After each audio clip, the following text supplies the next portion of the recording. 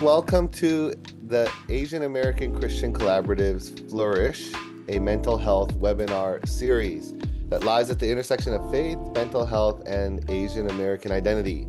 My name is Ray Chang, and I have the privilege of serving as the president of the Asian American Christian Collaborative, or AACC. And we have been around now for just over 4 years as we have responded to the variety of crises that impacted the Asian American church and address issues that are important for the Asian American church to press into or address. And so we're really excited about this mental health webinar series. And in today's webinar, we're going to be exploring a critical issue that many Christian leaders face: addressing mental health crises within their congregations. Let me ask, what if instead of reacting to a crisis, you had already established trusted relationships with mental health professionals to guide you and your community through these challenging times? Or imagine if your congregation is equipped with knowledge of where to seek help when needs go beyond what pastors and small group leaders and other Christians within the congregation can provide. Well, this is what we are looking to address today with Eunhye Lak, who is going to guide us through this discussion. Eunhye is a licensed marriage and family therapist. She's an ordained pastor and a spiritual director. She's been privileged to work with couples and individuals, especially who are in positions of leadership in Christian ministry and in member care. Lynette graduated from Fuller's MFT program and has an MDiv from PTS, or Princeton Theological Seminary, as well as a Master of International Studies from Ewha Women's University in Korea. She's married and has a son and enjoys being outdoors, reading young adult fantasy fictions. I'm guessing that's what YA stands for, young Yeah. adult, Yeah. especially by Asian American authors, and then streaming sci-fi and British period dramas. Welcome, Lynette. It's good to see you. Thanks. Yeah, it's great to be here. I feel very honored and excited to share on this topic. Well, we're really glad. I'm going to pass it over for you to share as Okay. a presentation, and then we'll come back for some Q&A and some conversations. And so for those of you who are listening in, if you have questions, feel free to chat them in, as we'll Hmm. be able to ask those of them ask those of Inhe later. All right, take it away, Inhe. So we're looking at how do you get your church connected to the things that you want to equip your church with before there's a crisis regarding mental health. And let's just take a quick look at the need that we have. Okay. Um, well, the outline will be, we're going to take a look at what the need is, and then we're going to look at what the resources you have already in your sphere, and if you don't, like where to go. And then also maybe some models. I'm aware of at least 3 churches that have some version of a mental health equipping um, team or resources set up for their congregation members. So the need, oh my gosh, the statistics, every time you look at them, it just gets like worse and worse. But here are some highlights. It is a little bit challenging to find stats specifically on specific disorders, but there has been more and more research done on AAPI, either nationally or state by state. But one of the stats that has shown up, and this is even before the pandemic post research probably has even harder numbers to look at. But suicide was the #1 cause of death for AAPI youth from ages 15 to 24 in recent years. And then 70% of Southeast Asians in treatment, and these are only the ones who actually have sought out help from professionals. 70% of them have been diagnosed with some form of PTSD or post-traumatic stress disorder. Another stat that has turned up, 1 in 4 NHPI, sorry, that's NHPI, and 1 in 6 Asian Americans reported need for mental health help. But of those, only 25% were able to access help. This is the lowest of any ethnic group, any ethnic racial demographic, of being able to access mental health help when needed, or when they tried. So as a comparison, about 50% of whites who reported needs were able to access help. And, all right. And then that's the national statistics, but think about pastors. If you're a pastor out there or a church leader, maybe even a small group leader, these are things that people, my friends who are pastors, have seen in their churches. Death by suicide or attempts, domestic violence, episodes of mania or schizophrenic hallucination, extramarital affairs, substance abuse and dependence. And these are sort of the ones that seminary doesn't necessarily prepare you for, even in our counseling classes. But think about the things that are sort of more the bread and butter of pastors: death of a loved one, marital conflict, parent-child issues, division within the church community that results in significant breaks. All of these are very weighty, and many a pastor has been burned out trying to help their congregation members through issues like these. So then what are you going to do? If you're a pastor or a church leader, these are overwhelming issues. But what if you were able to set something up where, yes, it's still weighty, it's still difficult, but you didn't feel completely helpless? And so it might look like something like starting some kind of team in your church that can help respond. So a type of first responders team. But where do you even start looking?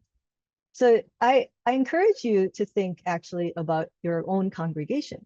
So the sort of most obvious resource would be something like looking for people that you know are in the mental health professions. So they could be licensed social workers, counselors, or LPCCs, licensed professional counselors, psychologists, psychiatrists, or MFTs, marriage and family therapists like me, or even people with lay counseling training through different things like Stevens ministers. Those are different programs that train laity to do peer counseling. So as you're looking, you can also, if you don't know anyone personally, you could reach out to your congregation to ask if they know anybody in their networks that would be able and willing to sort of help out. Another place to start looking would be your own personal networks. Who did you go to seminary with? Or who did you go to school with? Who's out there now who really has a passion for mental health? And turn to them and ask, do you know of anybody that might be willing to partner with our church in thinking through these things on what it looks like to be a church that responds in a helpful way, in a supported way? Another great resource are organizations. So when you look at the AAPI specific organizations out there, here are a few that have resources for your congregation, many of them for free. So NAMI is not AAPI specific, but depending on where you're located, they may have groups. It stands for National Alliance for Mental Illness. They have local chapters that have tons of education and support groups for free. It's just an all-around great resource to get started in educating yourself on what the resources are in your local community. So if you want to, but for more AAPI specific ones, the Asian American Christian Collaborative, they have a very extensive mental health resource page. The only thing you have to do is make sure you scroll all the way to the bottom. And I think later like during the question and answer session, I might just show you what's on there. But they have several links to different directories for AAPI therapists, and then some of them on that list will be Christian. If so for many of us in the faith community, that's kind of a helpful start to have, knowing that your therapist has the same faith background as you. Fuller is also in the process of launching and has launched and is beginning to build a new well-being collaboratory, which is being spearheaded by Jessica Chen Feng, Dr. Jessica Chen Feng, who has a deep heart for bridging the resources of the church and the resources of the therapeutic community for Asian American Christians to be better connected and to be able to leverage the resources that we all have in our midst. So therapists and the therapist community definitely need the church. The church needs those who have more expertise in mental health. So they are building bridges and networks, and they may have a new directory at some point too, but AACC, you can start there. They have several that are focused. Also, for those who are in California, the organization I used to work for many years, which sadly closed down during the pandemic, was Asian American Christian Counseling Services. And we will still have there's a therapist directory on our old website to send you to the people who used to work at AACCS, and there are a couple links in there to other therapists outside of those who worked for us. Those are some places you can kind of start to get a sense of who's in your neighborhood. Like AACC, if you go there, they have 2 directories that are more national, and so you can kind of search by region. And then you can go to the websites of those therapists on there to start getting a sense of what you might need. So now let's say you kind of have a sense of who you want to contact, or I'll back up a little bit. Let's say you have no idea where to start. Like, you've looked at these resources, you've kind of thought around, but you just don't know, like, where do I even just begin? And for me, when I think about starting something brand new and scary, excuse me, I pray. I turn to God to try to listen. Okay, God, where should I even start to throw darts, at the wall or whatever. But so this is a part where, if this is something that is on your heart and you really sense it, this is a need for your church and you want to do something about it, maybe take a moment even now to ask God, Lord, would you bring to mind organizations or resources, websites, people, names that I can start praying about and thinking about who or what who or what organization do I reach out to next? And then as you pray, also I encourage you to think about asking God to highlight exactly what the needs are right now for your church, so that you have in mind maybe a name as well as the shape of the need of your church, so that you can be pretty specific when you get to step 2. Like, you reach out and you share what the need is for your church. Like, you approach them, you share what it is that you're looking for. And then you, like, if you're approaching a therapist, for example, maybe ask them what they might be willing to do to partner with your church. Maybe it could be something like, would you be willing to stay connected to me as a resource person if I have questions about this kind of topic? Or maybe, could I refer my church members to you? And if they know your church, like they are a congregation member or someone who knows your congregation in some way, you could ask them, what do you think the needs are in our community? What do you sense are the mental health needs? And what is it that our church could begin to start looking into or building to help the needs in our church. But as you're doing that, I want you to stay open to whoever you're approaching. They may be in a time of their life where they have a passion to help the church, but they're maxed out for whatever reason. Most therapists I know definitely want to help, but we also have things going on in our own life that may make it difficult for us to be helpful to you at that time. So honor their responsiveness. And at the very least, even if that one person or organization that you contacted isn't able to help you right now, know that they will be a great person to maybe give you other names of people. So it's kind of a great place to start is you just talk, and if it's not a good fit, they're not able to help, whatever it might be, let them know, or just be bold and ask, do you know anybody else? Could you put me in touch with somebody you trust that might have a heart to help a church out? Another inroad into starting to build relationships with mental health professionals is to start inviting them. So some examples of things you could do is you could invite them to speak on a topic that is of interest to your church.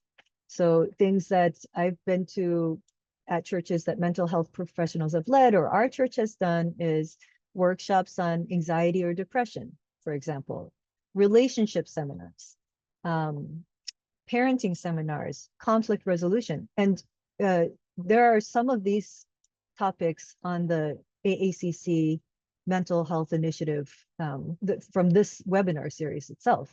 The burnout and recovery is a huge theme, I think, for a lot of church leaders.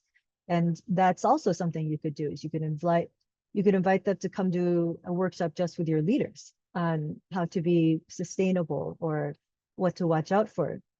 Another sort of relationship you could build is to invite a mental health professional to help your church craft some sort of policy and protocol for emergencies or for learning, for instance, for small group leaders, when is it a good time to sort of level up in reaching out for help? Somebody or a mentor, a program that you might have. When do these mentors know when to start reaching out to ask for more help? So some examples of this could be building protocols for a crisis response for when you hear somebody has thoughts of suicide, or you know there's a domestic violence situation going on, or you find out somebody that you care about or in your small group is dealing with addiction. So being able to set up some kind of protocol or a go-to network or system can really help people feel supported and not alone, especially the caregivers, not just the people in need, but the people in the middle who find out about the need and they have some place to go. Yeah, and then a lot of these topics too, you can, if you feel led, you could invite a mental health professional to speak at a church-wide retreat on any one of these topics or some mix of them. So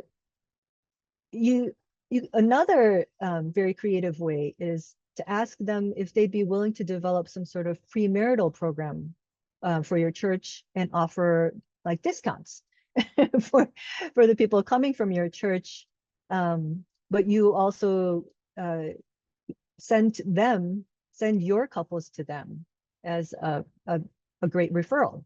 Yeah, and some therapists might also be willing to help you develop a team of people who might have a passion for mental health support in your church. So these are all just, there are so many, there might be a lot more ideas, but these are some of the ideas that either I've directly seen or I've heard of happening. Yeah, and are doable and feasible, at least at certain steps. So in closing, before we move on to question and answer, what I wanted to do was to help give some examples of churches that I know who have been doing some of this work as well. So the church that I have been a part of for many years is in SoCal, the Garden Church. And just about a year and a half, almost 2 years ago, we established a mental health ministry as well. And what happened was the pastor reached out to those of us in the congregation who were mental health professionals that he knew about, and created a time for us to brainstorm and think about what would we want to see, what does the church need. And through that, we decided to create a resource page on our church website with local Christian providers, Christian AAPI providers, as well as, and then also we had resources for Spanish speakers and Latinos, since our church also has a pretty significant Latino population.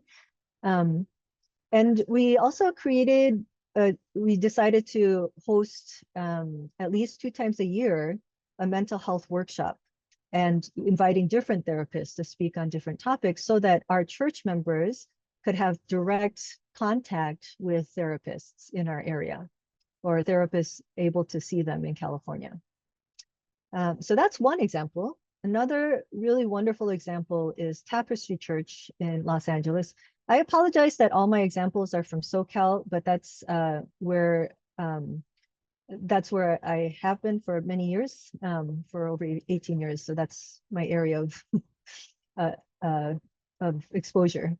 So Tapestry is in downtown LA, and about 8 years ago or so, they reached out to AACCS when I was working there, and they shared about the needs that they had. The senior pastor shared about the needs they had for the church had for counseling.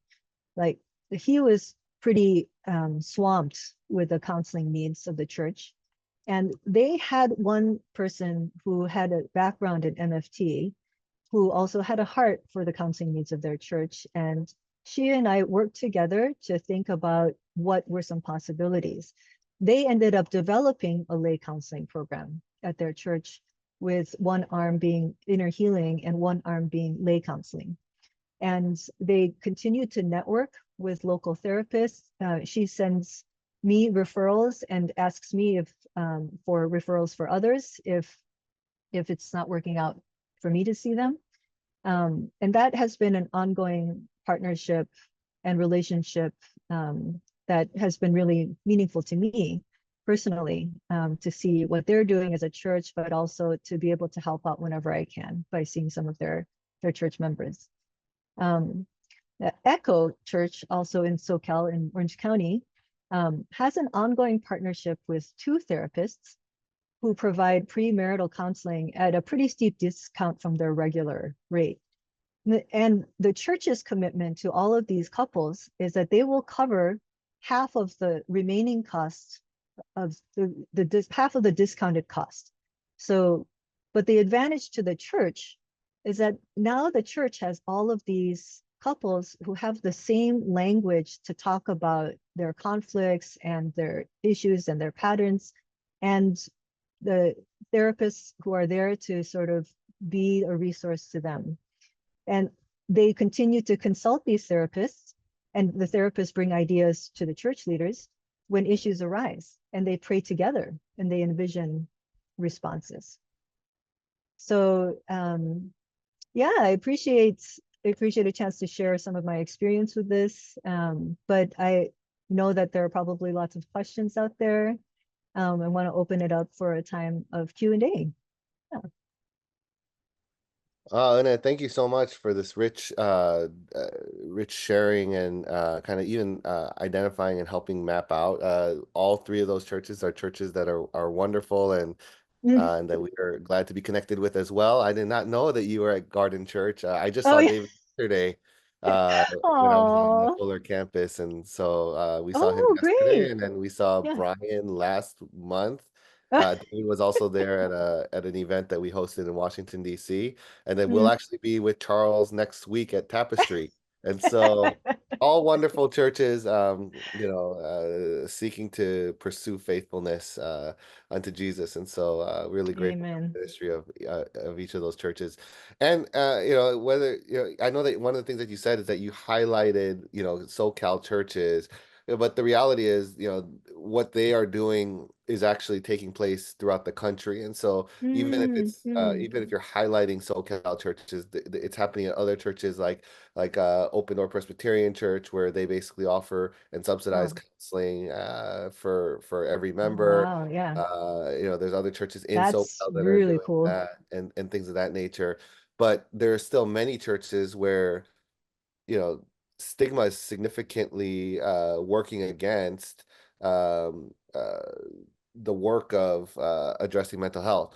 And so Mm. I wonder if you could kind of take us one step back and help us address like the divide that's within the church where some people might think if you need mental health support, you lack faith. If you need Oh, mental health treatment, it's not a real like yeah. it's not a mental health issue, it's a faith, it's a weak faith issue. And you know Oh, how so do you true. move a church out of that? Because we have addressed that in other webinars, but and you've given us some great practicalities. But as a mental health professional, I'm wondering, is there anything Hmm. that's really helped you communicate the importance of this? Uh, because it usually takes the lead pastor to understand or go through something themselves, Yeah. or have it happen to someone that they care about to realize, oh, it's not necessarily a weak faith issue. It's actually a Hmm. human issue. Yeah. Oh man. I actually, my clients actually bring that up too. I mean, and I'm seeing the people who overcame the stigma to be able to contact me. And I'm seeing DJ in the crowd there, DJ Chuang, and he actually helped our church think about that. Like, how do we overcome the stigma? And I tend to agree with him that one of the number one ways is to speak about it from the pulpit or through testimonies. So it's got to be from the front in a very public setting, which puts a lot on the person speaking. And so that person really needs to be aware of their own needs and capacity to be able to do that. Um, but when you see somebody get up and all these webinars, the thing I appreciate is often people will share from their own personal experience. These people who are supposed to know what to do, they get up and share about their own personal journeys with mental health. Um, then that really helps people realize, oh, it's not just out there. It's not just here are these people who I look up to in my faith, and they're struggling. Does that mean they're weak? So it kind of helps to start questions to break down the stigma. But another way, especially in the area of medication, so I know plenty of people who are not ashamed to go to therapy, but and once they think about medication, then they're like, oh, whoa, am I really, really that bad off? But sometimes giving a medical example or a metaphor can really help with that. So if one of us was diagnosed with diabetes, would we think it was an act of faithlessness to regularly check our insulin levels and take appropriate steps that the doctor has told us, or take medication if we're at that level? If if we understand that a lot of mental illness is genetic, and yes, there are stressors that can tip us over into episodes, but there's a huge biological component. Even if it didn't start out as a biological issue, once you're under certain stresses, your brain goes through a journey of depletion of the things that we need to stay on task. And so if you're able to communicate there is this medical biological part of it that counseling can help with, that medication can help with, sometimes that also helps to break down the stigma. That's good. And for those who are listening in, please do share any questions that you may have. We'd love Mm, for you to be able to like share with us. The other question I think it have that we have is is around uh, you know are there resources that are missing, especially for our community? Like if Hmm. in other words, like what would you wish that the next group or organization or speaker would build for Asian American Christians as you are navigating the landscape? I mean, one of the interesting thing is, uh, even across our ethnic lines, like while we have similar kind of areas of resistance, we also have different ways of engaging and navigating, different kind of gatekeepers who can give permission, and then different ways that we Hmm. want to enter into the conversation. But, and so there's always kind of use for contextualized resources. But are there any specific resources that you think our community desperately needs? Uh, that's a that's a really deep question because again, it can be approached from a lot of different angles.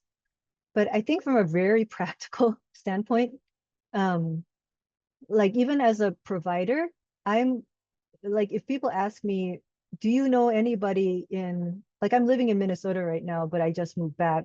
I don't know any therapists here. I would love to have some sort of living database or directory where it's identified this person is Christian, this person really is culturally sensitive, AAPI. Um, we do have the start of it in a, two or three different databases that are on the Asian American Christian Collaborative site. So, but those tend to be a little bit clunky and hard to look for exactly what you're looking for. But if that takes, I'm not saying I'm not passing judgment on that because I know how hard it is to build a searchable database that is updated all the time. You need a lot of labor to do that. But I'm just saying, if there was something like that nationwide, um, Mustard Seed Generation has one for Korean Americans that's kind of it's because the numbers are a little bit small, it's not as hard to like just scan and look. But for the one that you have on your website, the CWA, that coalition, that one is pretty comprehensive. I'm on there, I don't know how I got on there. But like something like that, but with more like Psychology Today is also actually a pretty good resource. But they're, you know, that's something like that, but more targeted to Asian American Christians would be really helpful. And then you can do it by language or ethnic specificity or disorder or something like that. That would be awesome. Yeah, that's good. So one of the things I brought up early on was how, we oftentimes bifurcate addressing, we don't know how to integrate faith with mental health. And a lot of Mm, times, the thing, something that churches often face, and one of the challenges that churches often face when we present resources is striking a balance between mental health, faith, and cultural identity. For example, mm, inviting a speaker for an upcoming retreat, it's challenging to find someone who will preach the gospel while also giving sound mental health advice and vice versa, right? And so, someone who does both, may end up leaving out mentioning like the Asian American Christian identity or the right. Asian American Pacific Islander identity. And now, while I understand that not every resource needs to hit on all three, what advice can you give churches when presenting information on mental health to find a balance on that intersectionality? I think the first place to start, and that's a really great question, by the way, um, I think is for when you are inviting a speaker, really know what you're looking for and be sure to communicate that very clearly. That gets the speaker thinking, okay, can I not cover all these bases? So if they can't, then you know they're not the right speaker for you. If they are at least willing to think through those things with you, then there's something you can build on. But I have to share that for those of us who are therapists, this is an area of need as well, like to be able to think theologically about our identity, racially and spiritually, as well as the identity of our clients. So we get training to think a little bit about psychology from either a faith perspective or and much less so when I went through it, but more so now from a racial identity or racial ethnic and racism, anti-racism perspective. But all three of those together, a lot of us don't have that training. Any work we've done kind of on our own or through workshops that have been popping up much more in the past like 7 years or so.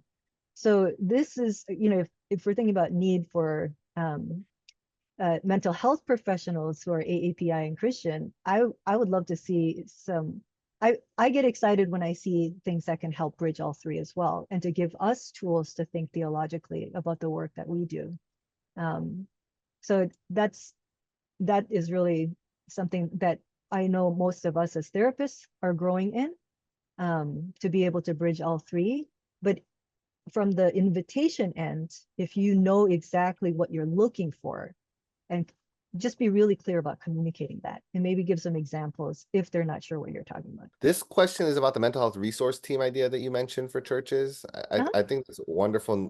I think as soon as you create a guiding coalition of sorts, or you give permission to an organization or community within the church or faith community, Mm, and allow for a committee to kind of drive things forward. One of the things mm, that I do find is that there's a kind of an unlocking of like imagination and creativity and mm, practical ability. And so I think that's great. But one of the other challenges is around the competency and then the lack of human capital or human resources to make a whole team, compared to the need. And yeah. so, and then, and quite frankly, because of how quote unquote popularized mental health issues and addressing mental health has become, Mm, you have people that aren't necessarily experts, sometimes acting like experts, because mm, they mm, themselves have struggled with something. And so, um, I wonder, one, how do you guard against like the drift towards kind of this kind of popularized mental health, addressing mental health from a mm, popularized perspective that isn't necessarily grounded in research or theological kind of framing. And two, mm, what do you do mm, if there's just not enough people that care, right? mm. About the issue, or can actually mobilize around the issue, even if they do care. So I feel like those are kind of two separate issues in some ways. Like I'd rather have the first one than the second one. But let me start with the second one because I think that's much more common. Um, I I really would encourage churches to pray, because that's all we can do, right? Is if we're seeing an impossible wall, there's nobody around, but there's this huge need. That's where we really have to turn and say, God, this is you. If you want this to happen, you've got to send us the people, you've got to send us the resources. But sometimes it's a timing thing. We do the best that we can with what we have. Um, that said, um, in the meanwhile, start looking at some of these web pages. Look at NAMI, see what's available. Look at the AAC, mental health initiative page. If you're in SoCal, start talking to Fuller, uh, or wherever you are. If there is any sort of organization, start getting plugged in and seeing what's possible as you're also continuing to pray. But to be honest, like the when it's a movement of something that's going to stick, I really believe in the timing of listening to God and praying and being aware of what God is highlighting for that time of your church's life. Because I think we've all been there where we've pushed a project and tried to get things rolling, and it just like burns us out. But if this is something you really do care about and God has put that on your heart, and I'm here to say it is a need, but how it gets dealt with, trusting that God is going to provide a way for that, and staying open to that is one huge way of resourcing that.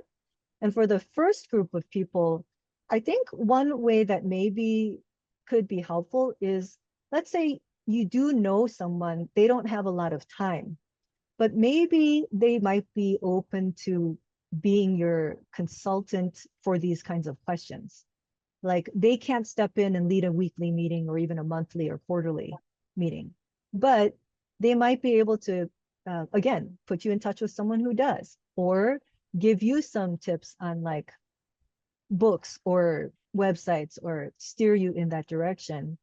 But to have a group who's passionate, but maybe has some misinformation, that's much easier to work with to have like no group at all.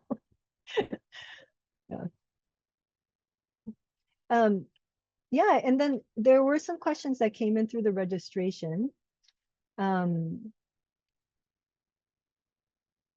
like there was one that was asking, how do you navigate mental health with faith and trusting the Lord through the storm? And I have to say that is such a deep question. I think that's a question any one of us would be asking when we go through challenges, whether it's, and in some ways, anytime we go through a challenge, our mental health is affected, whether we have a diagnosable disorder or not.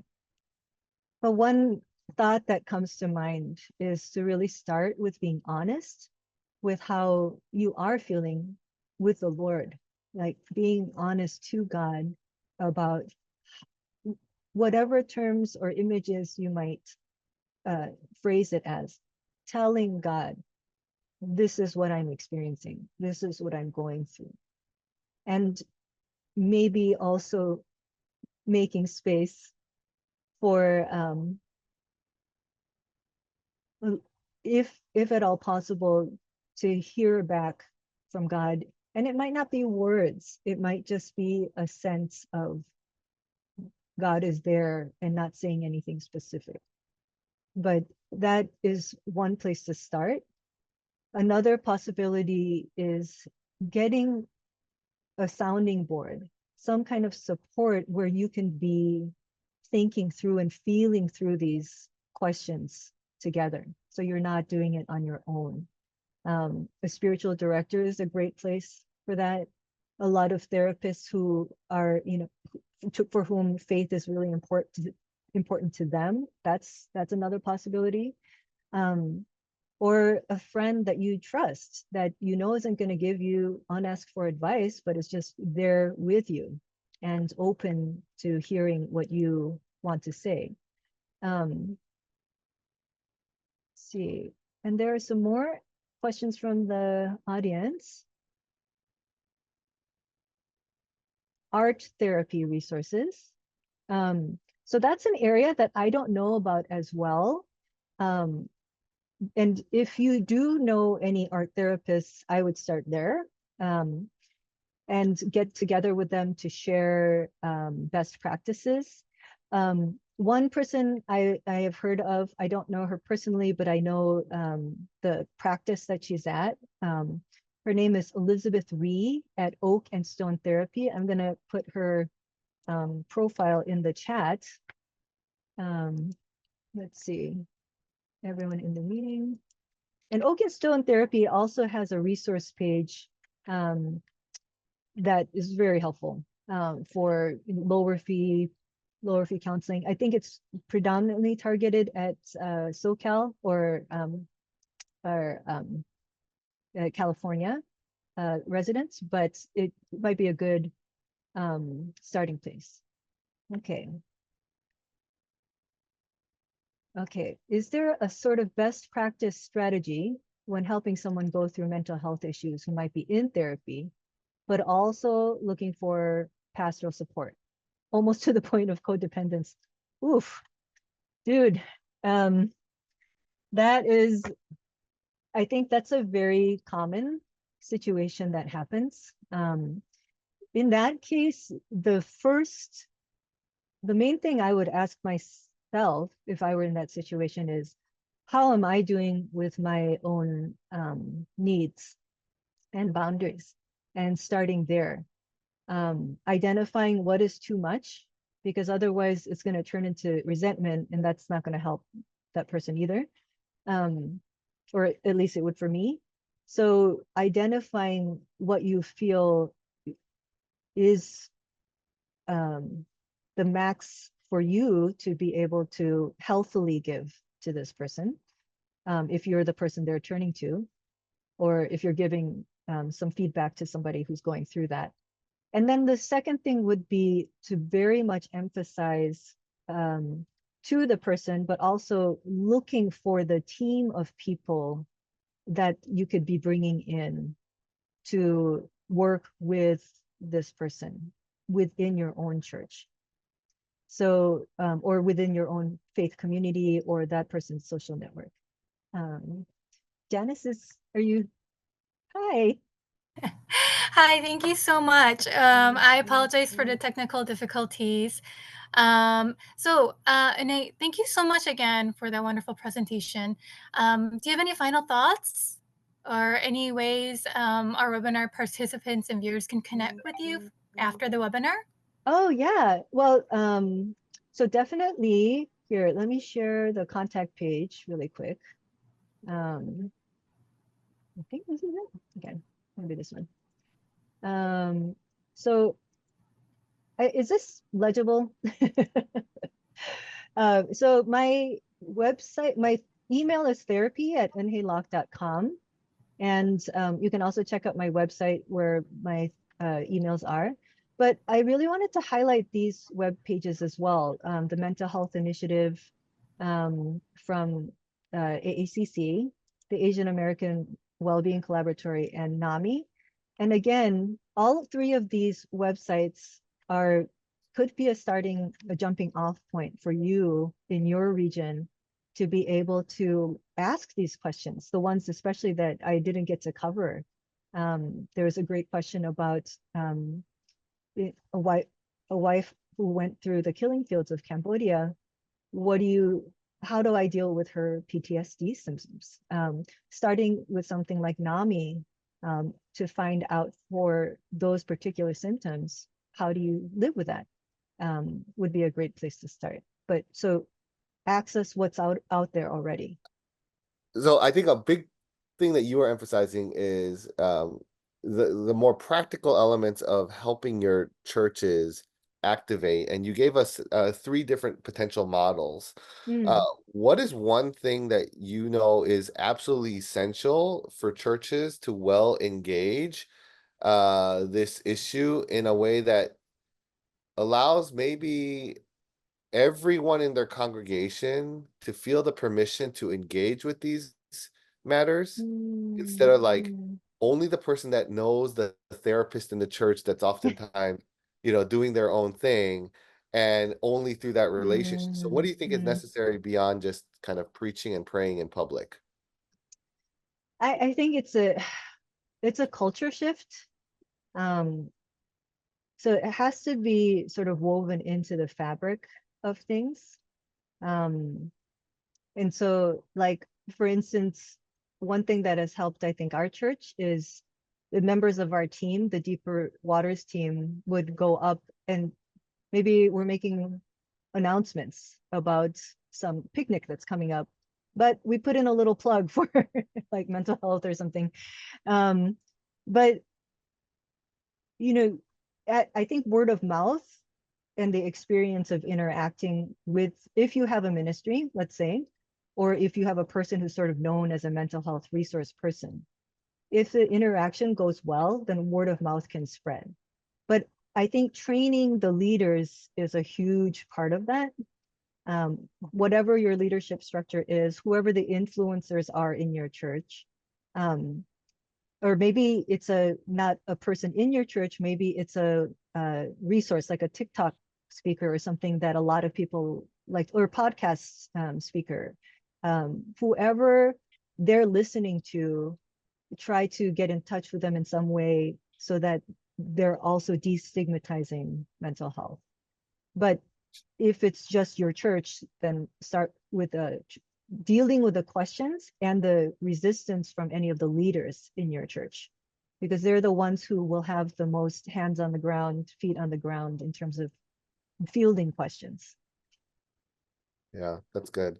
So there's a few questions that I'm going to try to see if we can kind of go rapid fire. And some of these are Sure. actually like full blown, like they actually will require full on therapy for months or years. And pursuing that would be a Mm-hmm. good thing. But let's see if we can kind of hit these at a high level. Yeah, Okay. earlier I touched on the didactic between the navigating mental health and then actually exercising faith and trusting in God. One of the questions is, how do you navigate mental health with faith and trusting the Lord through the storm? Mm, Is there a way that you see that being reconciled, or are they mm. bifurcated? So this is one of the questions that we were able to address while you were on a Wi-Fi blackout. but Okay. but I think it's such an important question, and the main summary for that is to allow there to be a lot of honesty between you and God first, and then finding those who can help you hold that space without ramrodding through a specific direction, but sort of a safe haven environment for you and God to work through those things and wrestle together. Okay, that's great. Let me know if there's other questions that you were Oh, because I'm not that sure which questions were asked or answered. I'm looking at the document that's getting populated with questions as okay. people are asking them. So I am wondering if how do you distinguish between navigating spiritual warfare and depression was asked? no, that one wasn't asked. Okay. Yeah. So for So context, the girl I mentor, so this is from one of the people that are here, said that she does not feel strongly about anything anymore and struggles to believe that God is real. She said even if she lost a loved one, she doesn't think it would convince her to believe in God. mm, So the questioner is asking, how do you distinguish between spiritual warfare and depression? How do you know? mm, I I think in some ways part of me believes that um, all forms of mental illness are kind of like, even if Satan didn't cause them, Satan is going to use those to kick us while we're down. Uh, I always think of the enemy as using whatever they can to their advantage. So I think there's always some element of spiritual warfare going on whenever there is mental illness, but not exclusively so. So, but also, even aside from that, especially depression affects the entire being, physically, mentally, emotionally, spiritually. I have seen so many people go through depression, and one of the main things that affects is their relationship with God and others in the faith. And this is just a reality of depression also. So it kind of feels like it's not the person's fault that they are not sensing God.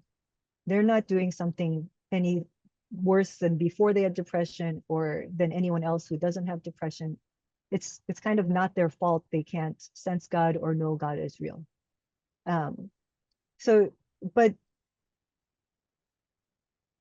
hopefully knowing that can give some space and some breathing room to navigate what that person is going through. Um, and there's also, I kind of believe in trial and error where spiritual warfare and mental health are um, are involved. Like just pray, like pray against whatever might be attacking the person, and pray for them to find the support that they need, the therapeutic support that they need. Um, and it's as the depression lifts, it may be easier for that person to reconnect with God. For some people, it's the other way around. In the depths of the darkness, the dark night of the soul, they really find a reality of God that they weren't able to access before. But the one thing I would have you watch out for is not to be afraid to ask if that person is having thoughts of suicide. So if the depression is really bad and they no longer believe in God, then that kind of thing is something you don't want to shy away from. And you're not planting thoughts in their head. But and if that's too much for you, like talk to somebody to make sure that you can maybe have them talk to them and ask. Gotcha. This is great. So there was one question, and I don't know if that person's still on, but it says my Hmm. wife is a survivor of the killing fields of Cambodia with Pol Pot. Oh, yeah. Obviously she's apparently dealing with PTSD. Is there encouragement that you can offer. I mean, my encouragement Mm, would be to seek therapy and to seek professional help, because things yeah. like this don't shake off easily. But I Oh, wonder if yeah. you could, in 30 seconds, give them the next step that they can take. Well, first I want to empathize and validate that that is a very hard reality to live with somebody who has PTSD symptoms. 70% of Southeast Asians, as we heard earlier, are dealing with who are in treatment are dealing with PTSD. If I agree with Ray, first low-hanging fruit, hopefully low-hanging, is if she's open, helping her find the support she needs. As she's getting support, it will be easier on the rest of the family. Failing that, get your own support, educate yourself on what PTSD is, what it isn't, and also figure out what your boundaries of care are. And NAMI, again, is a great resource for families of people who are struggling with mental health, and that's nami.org. They have a lot of resources and educational tools like webinars on what PTSD is. So that might be a Yeah, great I 30 mean, seconds or less. Yeah. yeah. No, to the person that sent that in, I do want to extend, my compassion as well. I think the more you can normalize even just the discourse and the verbalization of it, and the willingness to engage in being able to process it, Yeah. the healthier it'll be. Well, Annette, thank you so much. I'm glad that we were able to share, and that we already shared your contact information, but check out her website at unhelok.com. You can email her at therapy@unhelok.com. She's now in Minnesota, so I'm guessing that if you're in Minneapolis, you have a therapist that you can Well, work with. well, But I'd be happy to consult, but I can actually only see California residents oh, for now. okay, so she's But in California. I can talk to churches and people to think Yeah, through ideas. yeah, yeah. Consultancy is definitely on the table. Yes. Okay. So there are Yeah. consultative capacities here. Yeah. Yeah. But just grateful for you, and grateful for you taking out the time to be with us in this webinar, and continue on with us, because we have some other ones coming up in the next month. And if you find the work beneficial, check out our website, see what else we have in offering. Make sure you follow us on social media at AA Christ Collab. And then, of course, if there's an interest in getting more engaged, we are a volunteer-driven organization. So connect with us there. And if you are inclined and find the work that we are doing beneficial, we are donor and generosity supported. And so please consider supporting us there. Until the next time, though, you have a wonderful day.